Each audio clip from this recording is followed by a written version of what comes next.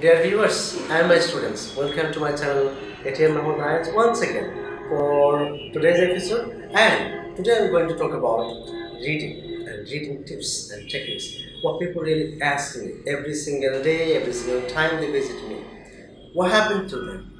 You know, the people have some scare about reading and the long passages. The thing is, passages are free and you have to deal with 60 minutes. That's a challenge. Time constraint is a big challenge, I would say. That's a great deal if you can really manage the time with the tips and techniques that I'm providing you. At the same time, you can deal all the 40% better. One thing I must say, you should leave even a single blank in the exam while applying the test reading in IELTS. So today, the question type I'm going to discuss is yes no not given. এটা সবচেয়ে গুরুত্বপূর্ণ কোশ্চেনগুলোর মধ্যে একটা। আমি আজকে খুব clear করে দিচ্ছি কোনটা ইয়েস, কোনটা নো অ্যান্ড কোনটা নট গিভেন। একটু বলাই যায় 99% বলা যায় আপনি এই কোশ্চেন দেখতে যাচ্ছেন। So you're gonna get this question type in the exam time. So now, people are really confused between an amount what yes, no, and not given. So my question is whether you are clear about yes no argument. Yes means আপনাদের যদি আজকে খাতা কলম থাকে তাহলে খুব ভালো হয় ওটা নোট করে রাখেন। আমি একটু খুব ক্লিয়ার করে দিচ্ছি ওখানে যেগুলো লেখা আছে রাইটার স্টেটমেন্ট ক্লেম করলে রিফ্লেক্ট করলে এগুলো আপনাদের বুঝতে অসুবিধা হচ্ছে। আমি এখন বলে দিচ্ছি আপনারা শুধু লিখেন ইয়েসের পাশে ইয়েস মানে হচ্ছে কারেক্ট ইনফরমেশন, এরপর লিখেন নো, নো মানে লিখেন ইনকারেক্ট বা রং ইনফরমেশন।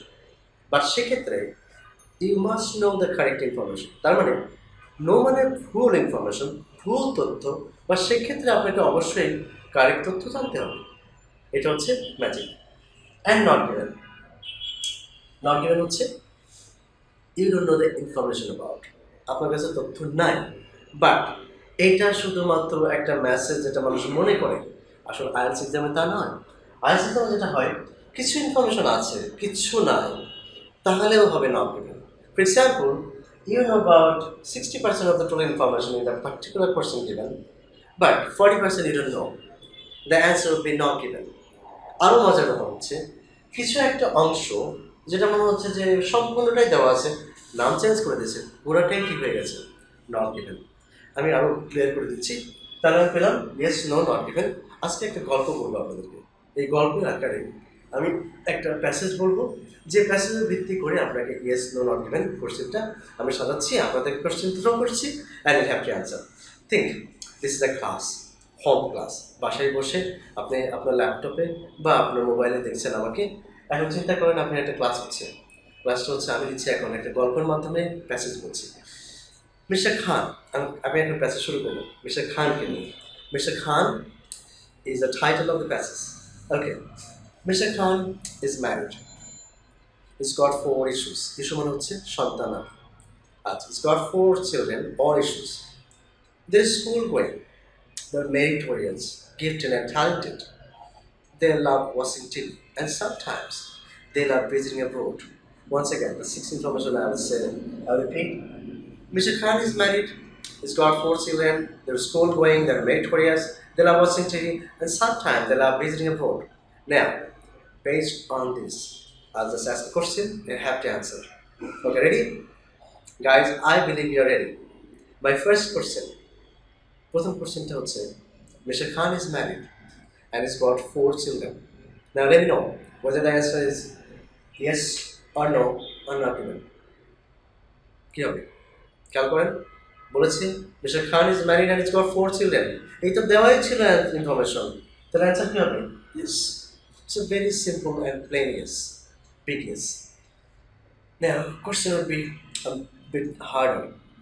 খেয়াল করেন, mister Khan is married but he's got no children. খেয়াল করুন তো আমার প্যাসেজে কী ছিল? প্যাসেজে ছিল হিজ গট 4 চিলড্রেন। এখন আমি বললাম তার কোনো সন্তানই নাই। কথাটা সঠিক না ভুল? ভুল। তাহলে অ্যান্সার কী হবে? আমি বলেছি যদি আপনি ওই বিষয়ে সঠিকটা জানেন তাহলে অ্যান্সার হবে নো। আপনার অ্যান্সারটা কি? সঠিকটা কি জানেন? সঠিকটা জানি যে 4টা ছেলে আছে, চারটা সন্তান আছে, ছেলে না সন্তান আছে, তাহলে আনসার কি হবে? নো। ওকে, নাও আরেকটু কঠিন কোশ্চেন করছি। Mister Khan is married and he's trying for next. Okay, let me analyze. একটু বুঝে নিন। মিস্টার খান হচ্ছে ম্যারিড, বিবাহিত, এবং উনি আবার একটা বিয়ে করার চিন্তা ভাবনা করছেন বা ট্রাই করছেন। এখন দেখেন এই তথ্যটা দেওয়া ছিল, একটা অংশ দেওয়া ছিল, পরের অংশটা we are not sure weather is going for second time, এটা দেওয়া ছিল না, তাই অ্যান্সার কি হবে? Not given. যেহেতু এই অংশটা নাই, আমি বলেছি কিছু একটা অংশ নাই মানে নট গিভেন। ওকে, না একটু কোশ্চেন করছি, খুব ভালো করে খেয়াল করুন, don't be confuse now. Okay, relaxed and now. Mr. Khan is married. He's got 4 children, including 2 sons and 2 daughters. Listen to me. Mr. Khan is married. He's got 4 children, including 2 sons and 2 daughters. দেখেন তো, ওনার 4টা সন্তান ছিল ঠিকই। আপনি কি জানেন 2টা ছেলে এবং 2টা মেয়ে ছিল? তাহলে আপনি জানেন যে 4টা সন্তান, কিন্তু এর মধ্যে 2টা ছেলে 2টা মেয়ে ছিল কিনা এটা তো লেখা নাই। সো একটা অংশ কিন্তু কারেক্ট, একটা অংশ জানি না, সো আচ্ছা কী হবে? Not given, simple not given. Thank you. এবার আবার একটা question. Mister Khan is married but is got only 2 children এবং 2 ইস্যুস। আমাকে বলেন, আপনি এই ব্যাপারে সঠিক তথ্য জানেন কিনা? হ্যাঁ, অবশ্যই জানেন। আপনি জানেন যে উনি একজন ম্যারিড এবং ওনার 4টা সন্তান আছে, কিন্তু বলেছে মাত্র 2টা আছে। কথাটা সঠিক না ভুল? কী হলে সঠিক হতো? 4টা হলে সঠিক হতো। তার মানে এখন পর্যন্ত ভুল। আনসার হল কি? নো। মাশাআল্লাহ। অ্যান্ড নাও আরেকটু ক্লিয়ার করার জন্য আরেকটু পেঁচানো কোশ্চেন করি, ভালো করে খেয়াল করুন। Mister Khan is married, he's got 4 children and they are not meritorious. বল কোন অংশটা কি অবস্থা? উনি ম্যারিড ঠিক আছে, 4 চিলড্রেন ঠিক আছে, এখন বল whether they are married, they are meritorious or talented. আমরা যতটুকু জানি প্যাসেজে ছিল 4টা সন্তান, 4টাই মেরিটোরিয়াস, মেধাবী। তাহলে বলেছে তারা মেরিটোরিয়াস না। কথাটা কি সঠিক না ভুল? আগেরটা সঠিক হলো, পরেরটা ভুল। এই ভুলটুকের জন্য আনসার কি হবে? No. Thank you. And now last but not least, Mr. Khan is married. He's got 4 children. The school going, meritorious. They love watching TV and sometimes they love visiting abroad, especially Switzerland. Now my question is, whether the answer is yes, no or not given. খেয়াল করুন বন্ধুরা, ভালো করে খেয়াল করুন। আমি কিন্তু সবগুলো তথ্য যা ছিল বরাবর দিয়ে গেছি। লাস্ট জায়গায় দেখেন কি বলেছি, the children sometimes visit abroad, especially Switzerland. এই সুইজারল্যান্ড ইনফরমেশনটা ছিল না, আর সবই ছিল, এতটুকু ইনফরমেশন ছিল না, বাট ছিল তো না, এটুকুতে বলুন, এই জন্য অ্যান্সারটা হয়ে যাবে not given.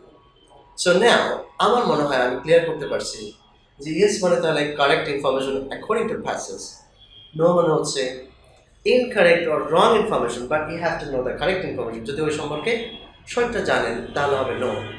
And not given হচ্ছে সম্পূর্ণ ইনফরমেশন থাকতে হবে, কোনো একটা অংশ না মানে মিসিং মানে নট গিভেন। এখন যাওয়ার আগে এই কথাগুলো একটু মাথায় রাখার জন্য আমি আপনাদেরকে বলবো, আপনারা আইএলটিএস পেজ যেগুলো টেস্ট আছে সেখান থেকে আজকেই শুরু করবেন। ইয়েস নট গিভেন জাতীয় যত কোশ্চেন আছে এগুলো ডিল করা শুরু করেন।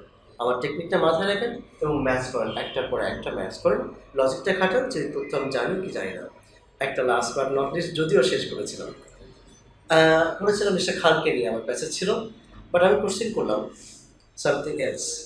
যেমন Donald Trump is the president of the United states of America. অ্যান্সারটা কী হবে? এখন আমার কোশ্চেন হচ্ছে ডোনাল্ড ট্রাম্প যখন প্রেসিডেন্ট, আজকের প্যাসেজটা কি ডোনাল্ড ট্রাম্প সম্পর্কে, বারাক ওবামা সম্পর্কে, নাকি অন্য কোনো প্রধানমন্ত্রী বা প্রেসিডেন্ট বা অন্য কিছু সম্পর্কে? যদি না হয় স্ট্রেট নট গিভেন। মাথায় রাখবেন সবার উপরে প্যাসেজ সত্য, তার উপরে নেই। আইএলস মানেই তাই। তা আইএলসে কী হবে? সবার উপরে প্যাসেজ সত্য, মানে প্যাসেজের উপর ভিত্তি করে অ্যান্সার হবে। Thank you so very much for staying with me. Keep watching other videos and all the videos that I uploaded so far on my YouTube channel, ATM Mohammed IELTS. Subscribe there. for getting more videos and get updated about IELTS tips and techniques. Thank you. Stay happy. Stay connected.